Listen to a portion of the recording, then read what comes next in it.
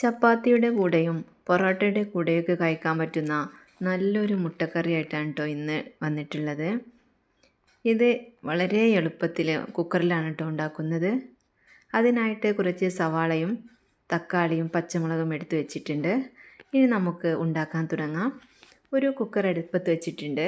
ചൂടായി വന്നപ്പോൾ അതിലേക്ക് കുറച്ച് വെളിച്ചെണ്ണ ഒഴിച്ച് കൊടുത്തിട്ടുണ്ട്. ഇനി അതിലേക്ക് കുറച്ച് ചെറിയ ജീരകം ഇട്ട് പൊട്ടിച്ചെടുക്കാം. പൊട്ടിക്കഴിഞ്ഞാൽ അതിലേക്ക് സവാള അരിഞ്ഞത് ചേർത്ത് കൊടുക്കണം. അത് നന്നായിട്ട് വഴറ്റിയെടുക്കാം.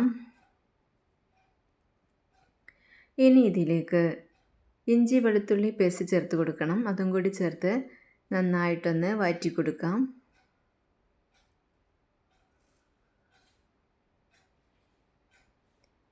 ഇനി ഇതിലേക്ക് കുറച്ച് തക്കാളി അരിഞ്ഞത് ചേർത്ത് കൊടുക്കണം. കൂടുതലായിട്ട് വേണ്ടത് ഉള്ളിയാണ് കേട്ടോ. തക്കാളി അതിൻ്റെ കുറച്ച് മതി. ഉള്ളിയും തക്കാളിയും പച്ചമുളകും കൂടി നന്നായിട്ടൊന്ന് ഇളക്കി കൊടുക്കാം.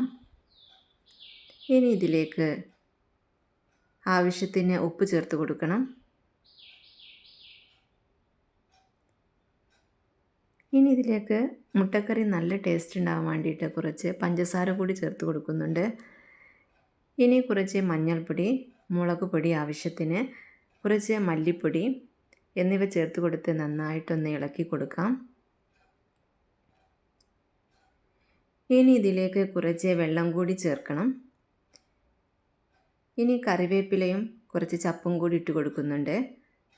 അതിനുശേഷം ഇതിലേക്ക് കുറച്ച് വെള്ളം ചേർത്ത് കൊടുക്കാം. വെള്ളം ചേർത്ത് കൊടുത്ത് നന്നായി ഇളക്കിയതിന് ശേഷം മൂടി വെച്ച് വേവിച്ചെടുക്കണം.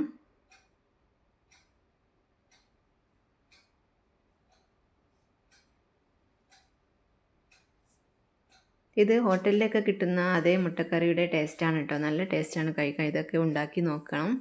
കുറച്ച് ഗരം മസാലപ്പൊടി കൂടി ചേർത്ത് നമുക്ക് ഇത് അടച്ച് വെച്ച് വേവിച്ചെടുക്കാം. അപ്പോൾ കുറച്ച് വിസിലൊക്കെ അടിച്ച് 3-4 വിസിലിന് ശേഷം തുറന്ന് നോക്കിയപ്പോൾ ഉള്ളിയും തക്കാളിയും ഒക്കെ നന്നായിട്ട് വഴന്ന് വന്നിട്ടുണ്ട്. ഉള്ളിയും തക്കാളിയൊക്കെ ഇതുപോലെ തന്നെ നന്നായിട്ട് വെന്ത് കിട്ടണം കേട്ടോ. എങ്കിൽ മാത്രമേ നമ്മുടെ മുട്ടക്കറിക്ക് നല്ല ടേസ്റ്റ് ഉണ്ടാവുള്ളൂ. ഇനി ഇതിലേക്ക് പുഴുങ്ങി വെച്ചിട്ടുള്ള മുട്ട ചേർത്ത് കൊടുക്കാം. ഞാൻ 4 മുട്ടയാണ് കേട്ടോ ചേർത്ത് കൊടുക്കുന്നത്. അത് വരഞ്ഞ് ചേർക്കണമെങ്കിൽ അങ്ങനെ ചേർക്കാം, അല്ലാതെ ചേർക്കുന്നതെങ്കിൽ അങ്ങനെയും ചേർത്ത് കൊടുക്കാം. അപ്പോൾ അതൊക്കെ ചേർത്ത് കഴിഞ്ഞ് ഒന്ന് അത് നന്നായിട്ട് ഇളക്കി കൊടുക്കാം. അപ്പോൾ നമ്മുടെ മുട്ടക്കറി ഇവിടെ റെഡി ആയിട്ടുണ്ട്. നല്ല ടേസ്റ്റാണ്. നിങ്ങൾ ഉണ്ടാക്കി നോക്കണം. ഇഷ്ടപ്പെട്ടാൽ സബ്സ്ക്രൈബ് ചെയ്യണം, സപ്പോർട്ട് ചെയ്യണം. അപ്പോൾ ഇനി നമുക്കിതൊരു പാത്രത്തിലേക്ക് മാറ്റി കൊടുക്കാം. ഞാനിത് ചപ്പാത്തിയുടെ കൂടെയാണ് കഴിക്കുന്നത്. നല്ല ടേസ്റ്റാണ്. അപ്പോൾ നിങ്ങളെല്ലാവരും തീർച്ചയായിട്ടും ഇത് ഉണ്ടാക്കി നോക്കണം. അപ്പോൾ അടുത്തൊരു വീഡിയോയിൽ കാണാം.